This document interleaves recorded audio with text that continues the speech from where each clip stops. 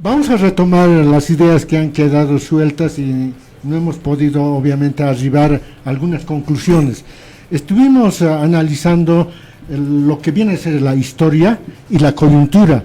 La historia fundamentalmente enfocado en lo que viene a ser el papel de Andrés de Santa Cruz y su intención de constituir lo que viene a ser la Confederación Perú-Boliviana, ¿verdad? Después, sucesivamente, algunos hechos históricos que han estado presentes en nuestra vida republicana.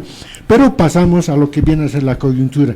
En la coyuntura actual, ¿en qué medida, digamos, se ha reconfigurado una sociedad con todos esos antecedentes, ¿no? Esos antecedentes que suponían una participación de una sociedad plural, ¿no es cierto?, que ha venido en la actualidad a polarizarse.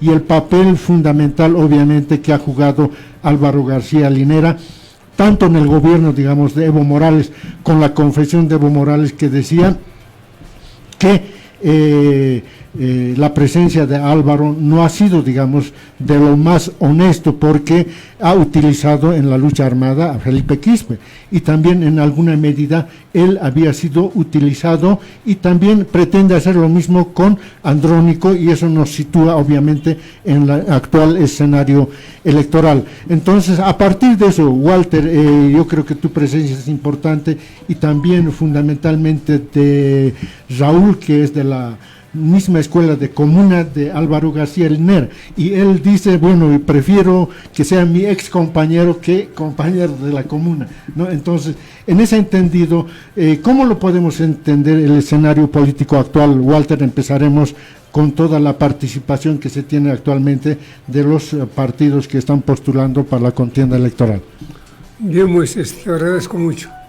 Miren, si algo define la realidad de los años, los 50, 60 años últimos en Bolivia, es que Bolivia no ha logrado cristalizar un sistema social coherente.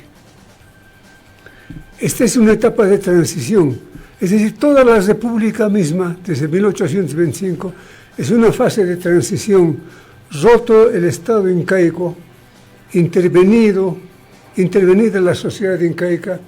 De entonces a la fecha, esta región del planeta, estos países, estos pueblos, no han logrado transitar hacia la cristalización de un sistema social coherente y racional en función de su interés. Entonces, en ese marco, lo que viene sucediendo en los últimos 60, 70 años, desde el 52, es que entramos en una fase de búsqueda de ese sistema social que necesita el país. Y tanteamos la posibilidad de establecer aquí una economía basada en el estatismo, en hacer del Estado, de los políticos, del gobierno, los artífices del desarrollo económico y de la consolidación del Estado boliviano como tal. En esa ruta de 70 años vamos de fracaso en fracaso. Y hay la fase neoliberal, llamada neoliberal del 95 hasta 2005, se tanteó un poco una fase distinta, retrayendo el Estado hacia niveles menores en su intervención sobre la economía, dándole al mercado un mayor rol, también a la empresa privada. Pero no se logra instalar un sistema real de mercado con todos los elementos y argumentos que requiere este sistema. Y entonces, el 2005, ante una nueva ofensiva de la izquierda, vuelve la economía en función de poner al Estado, al político, como el artífice real de la economía y el desarrollo. Pero esta fase última, donde se asiente el MAS en el poder, no se explica solo por factores internos en el país, sino principalmente por la intervención imperialista de Cuba, Venezuela, a título de socialismo del siglo XXI.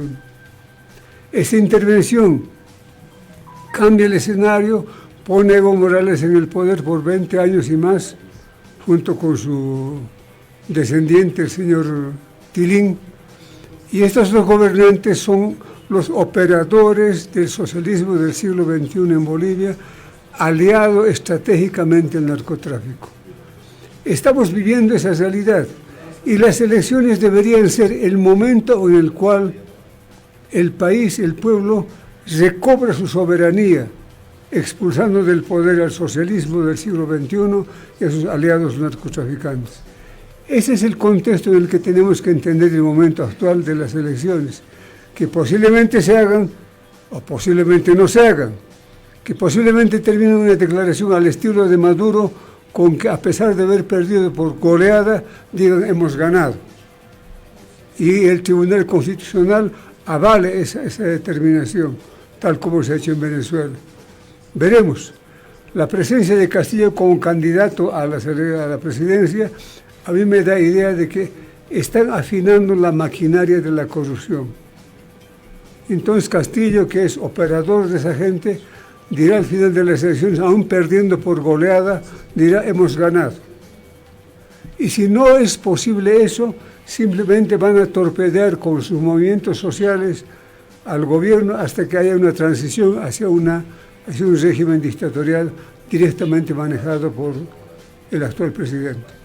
Bueno, por lo último, don Raúl, observando estas puntualizaciones que hace Walter, en sentido de que no pudiera haber elecciones, ¿no?, por el tensionamiento político, por este caos jurídico y obviamente el sometimiento del Tribunal Electoral al Tribunal Constitucional.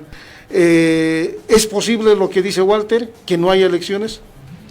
Bueno, para empezar, un saludo muy afectivo al Walter, ¿no?, a quien quiero mucho y nos compromete una amistad de largo tiempo. En el tema yo quisiera hacer alguna puntualización. Estoy de acuerdo de que los 2 siglos son un fracaso de la República, completamente. En todo caso, si tendríamos que hablar de independencia, tendríamos que hablar de independencia, de volver a las confederaciones indígenas que no ha hecho este continente. Entonces, hay un tema importante. La puntualización va en lo siguiente. O sea, todos los proyectos han fracasado. Y no hemos permitido que se generen proyectos, lo diremos simplemente con beneplácito de Claudio, ¿no? Los proyectos endógenos han fracasado en el continente y los puertos han ganado. Ahora, yo creo que también el neoliberalismo ha fracasado. ¿Por qué? Porque el neoliberalismo no es un proyecto antiestatal. El neoliberalismo necesita el Estado total, Pinochet, para implantarse. Ese es el proyecto. Entonces aquí estoy de acuerdo con una cosa que es importante. No tienen que ser estatales, estoy de acuerdo con eso. ¿Por qué? Porque el Estado es precisamente lo que adultera. Pero para mí el Estado, como anarquista, es la otra cara de la medalla del capital. No hay capital sin Estado. Y por lo tanto la lucha contra el Estado tiene que ser también una lucha contra el capital y viceversa.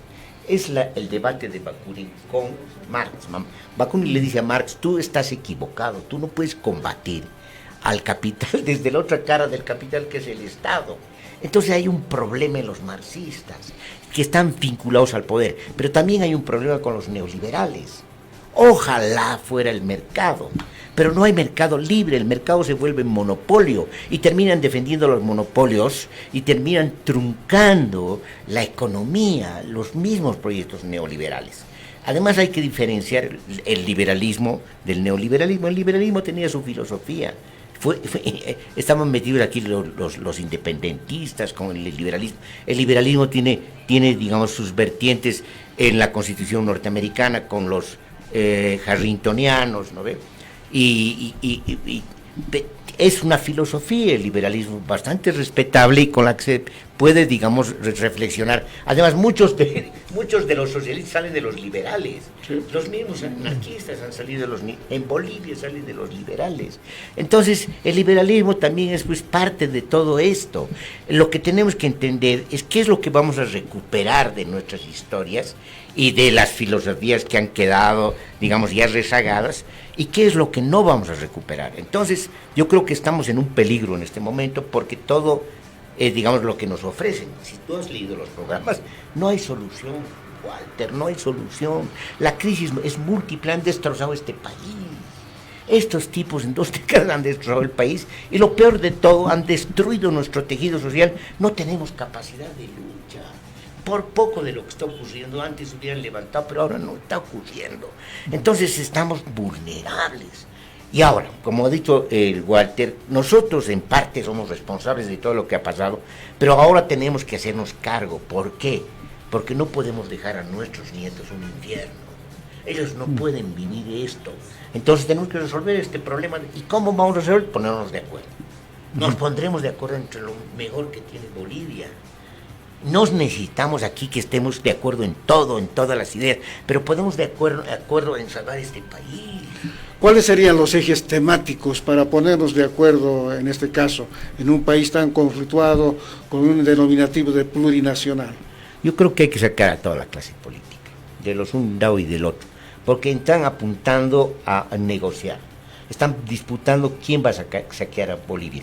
Detrás de, no todos los neoliberales que están, está el proyecto del litio, está Claure, y Claure quiere ser el Marx.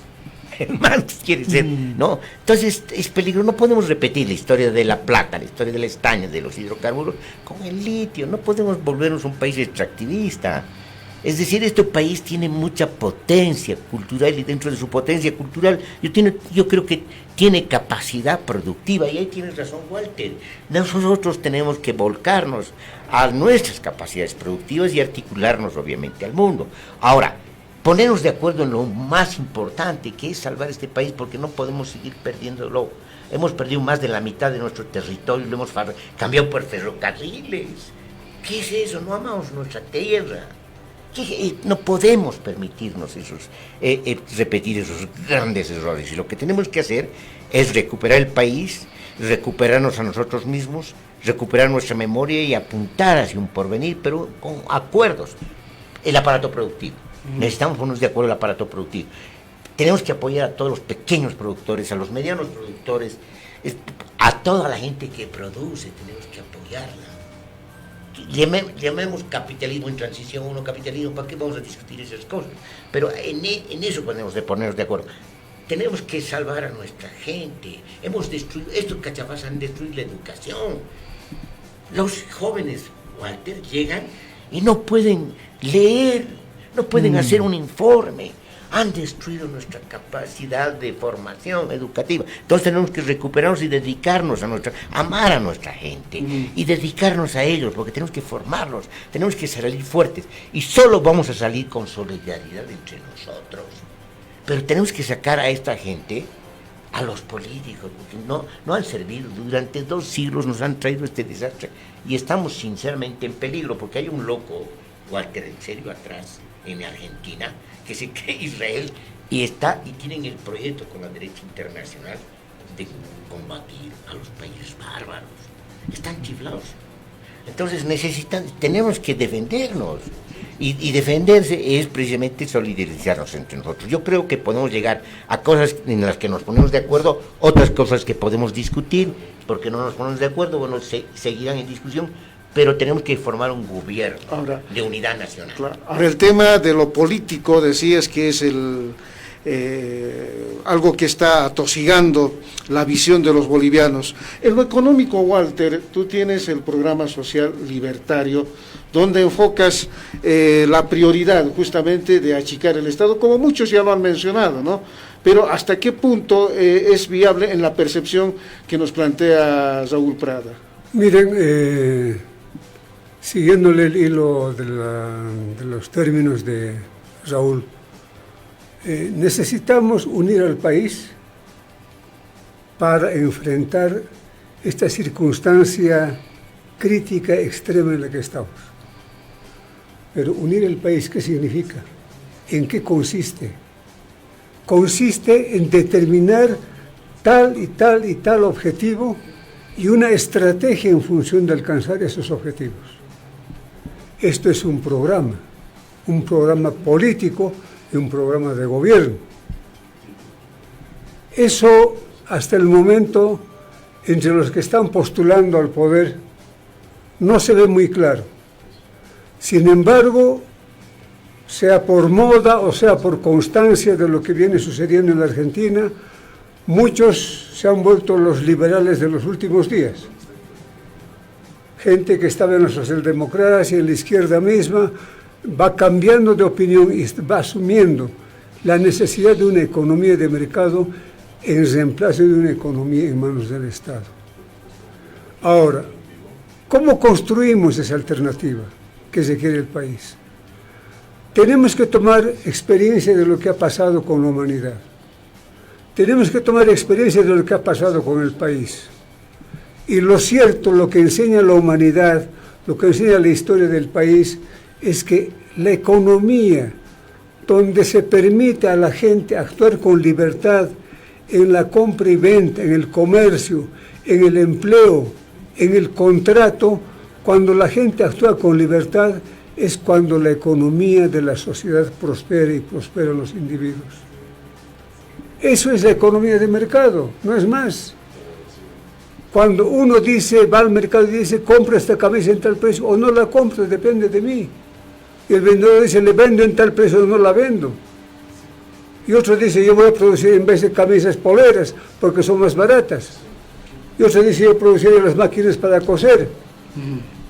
Esa lógica tan elemental de la interacción social, de la compra y venta, del flujo de recursos, es cuando se hace libremente, es cuando prospera la economía de una sociedad. Cuando ese flujo de recursos está determinado por el Estado, por los políticos en el poder, es cuando intervienen fuerzas distorsionantes, fuerzas torcidas, y terminan dañando la naturalidad del mercado y sus productos de racionalidad en el comportamiento de la gente. La economía decae, el país decae, y en eso estamos por lo menos desde el 52. ¿Cuándo ha habido mercado libre en Bolivia desde el 52? Ni siquiera en la etapa llamada neoliberal. En la etapa neoliberal los precios de los combustibles estaban definidos por el Estado. El precio del pan definido por el Estado. El precio de muchos factores definidos por el Estado a través de la intervención, de la negociación entre alcaldías y productores, entre alcaldías y comerciantes, los pasajes definidos también por el gobierno. Es decir, no se ha dejado funcionar la economía natural de mercado y el Estado ha ido interviniendo de una u otra manera sobre él, distorsionando la racionalidad del comportamiento social. Walter, ¿la economía tiene ideología? La economía no necesita de ideología, la economía puede funcionar con el mercado libremente, porque es natural que en la sociedad unos intercambien sus productos con otros, porque nadie puede producir todo lo que necesita. Entonces se divide la producción. Unos producen tal cosa, otros tal otra cosa e intercambian. Cuando este intercambio lo hacen voluntariamente, desde sus propios puntos de vista, la sociedad funciona. Cuando la autoridad del Estado dice, no, ustedes van a intercambiar, pero van a ponerse, no, 2 camisas valen por una chamarra, 1 kilo de arroz vale por 1,5 kilos de arroz, de azúcar. Cuando el Estado interviene es cuando se tergiversa la sociedad. Y no solo peca la economía. Miren toda la historia de todos los días en esta ciudad con marchas, bloqueos, piñas, gasificaciones, bronca por un lado, bronca por otro lado. Eso se tiene su origen en el hecho de que la autoridad define los precios y determina así hacia dónde va a ir la riqueza social. Entonces, si de pelear y reclamar depende el acceso de un grupo humano hacia la riqueza social, ese grupo humano entra a pelear y el Estado entra a reprimir. Ese nivel de represión, ese nivel de conflictividad social en los países socialistas como Cuba no se da porque el Estado ha desarrollado un aparato brutal de represión que no deja respirar a la gente. Y en países de socialismo como el nuestro, el Estado no ha logrado desarrollar ese nivel de aparato de represión y por tanto el conflicto es diario. Entonces, en resumidas cuentas, solo la economía de mercado organiza bien a la sociedad humana, que no es perfecta, no es perfecta. ¿Qué cosa humana es perfecta? Así es. Bien, Moisés. Bien, yo creo que hay una coincidencia inicial, ¿no? Raúl, con la crítica de Bakunin hacia lo que viene a ser un Estado totalitario que se ha implantado en la ex Unión Soviética, ¿no? El Estado de por sí tiene un carácter autoritario y de reproducción del poder, ¿no? Y en el caso de la URSS ha sucedido eso, ¿no es cierto? La suplantación de los soviets, ¿no? En Bolivia también ha sucedido algo, digamos, en lo discursivo y también en los hechos, ¿no? Y Walter, bueno, haciendo énfasis en lo que viene a ser la perversidad del Estado en la determinación de muchas cosas, tanto en lo económico como también en lo jurídico, ¿no? En lo legal. No podemos perder de vista, obviamente, esta frase de la colonia, ¿no?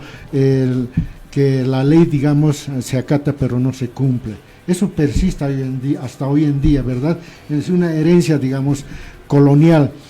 Y en alguna medida lo que se viene, digamos, tendría que ser una economía que dé, digamos, al libre mercado su papel, en el sentido de que todo ha sido prácticamente desde el 52 tal vez hegemonizado, determinado por el Estado, ¿no? Entonces hay una reacción necesaria de Raúl respecto de esta posición. Partamos de lo siguiente, de la premisa de la que parte Walter, la sociedad de mercado. Yo iría más lejos en el sentido siguiente: es importante liberar a la sociedad, liberar su potencia social, y eso significa básicamente sus autogestiones, sus autogobiernos, y que se liberen sus propias iniciativas y prácticas. Ahora bien, pero hay un problema aquí, que es lo que apuntó Brodel. En realidad, la sociedad de mercado está contra el capitalismo está contra la sociedad del mercado, porque el capitalismo es el monopolio, la formación del monopolio. Entonces, los primeros en truncar la sociedad de mercado han sido los capitalistas, porque la generación del monopolio se da en el capitalismo y trunca toda la libertad del mercado. Entonces, tendríamos que enfrentarnos al capitalismo para liberar la sociedad de mercado. Entonces, hay un tema que es muy importante ahí, que tenemos que tomar en cuenta, porque de lo que se trata precisamente es defender, pues, a la sociedad contra el capital y contra el Estado. Ahora, el tema es, ahora, por ejemplo, ¿qué es lo que está ocurriendo? ¿Cuál es el proyecto de Trump? ¿Cuál es el proyecto inclusive de Putin? Es decir, ellos son la hiperburguesía a nivel mundial del orden de las dominaciones, que están disputando la jerarquía del orden de las dominaciones, y están disputando los occidentales respecto a lo que es la revolución científica tecnológica china. China, que es obviamente un Estado totalitario, pero digamos es la disputa entre ellos. Pero ¿qué es lo que están proponiendo? Sobre todo Trump, lo que están proponiendo es un desarrollo del hipermonopolio. Han decidido, con Mans y toda esta oligarquía de las tecnologías, han decidido definitivamente acabar con los productores, los medianos productores, los grandes productores, porque estos son superproductores, necesitan acaparar el monopolio. Por ahí va el monopolio de los fármacos, el monopolio de la tecnología, el monopolio de la energía. Es decir, han decidido el exterminio de la mayoría de la población. Por eso es el genocidio en Palestina. Están probándonos, porque ya han decidido ellos entrar a la era del exterminio. Estamos en peligro. Entonces hay que defender a la sociedad de mercado, hay que defender a la sociedad contra el Estado, pero también contra el capital. Interesante. No sé si hay tiempo, Claudio. Estamos un poquito ya sobre hora, Moisés. Sí, lamentablemente. Miren, hay coincidencias, también hay discrepancias. Este debate tendría que seguir, y son debates importantes, cruciales, porque tocan temas estructurales, no solamente aspectos epifenoménicos que hacen, digamos, a la coyuntura. Entonces, una coincidencia interesante, ¿no? De que el Estado tiene un papel perverso sobre la economía. Segundo, que la economía de mercado, o sea, libre mercado, no es igual que el capitalismo, ¿no es cierto? Entonces hay todavía muchos tópicos que ahondar, digamos, en esta temática, y yo creo que en una próxima ocasión vamos a poder, ojalá se dé cosas del destino, juntarnos nuevamente, ¿no? Entonces vamos a proseguir ahondando en estos temas. Bien, con la licencia siempre de Saúl y de Walter, vamos a hacer un programa mucho más extenso, ¿no? Hemos dispuesto una media hora para cada una de las intervenciones, sin embargo, por factor del transporte, siempre que afecta la llegada de ustedes. Yo simplemente sugiero, Moisés, que el próximo lunes abarquemos 45 minutos, ¿no? Es decir, desde las 9:30 hasta las 11 de la mañana, para tener ya una posición clara de ambos, siempre y cuando haya la disposición de ustedes, por favor. Sí, vamos a ir cerrando algunas ideas y también posiciones, y yo creo que en alguna medida esclareciendo el panorama político que actualmente se va dando en el país. Muy bien, agradeciendo la participación de Walter Reinaga y Saúl Prada, juntamente con Moisés queremos agradecer a quienes nos han acompañado en esta mañana. Será hasta el próximo lunes en Revisiones. Gracias, hasta pronto. Allá.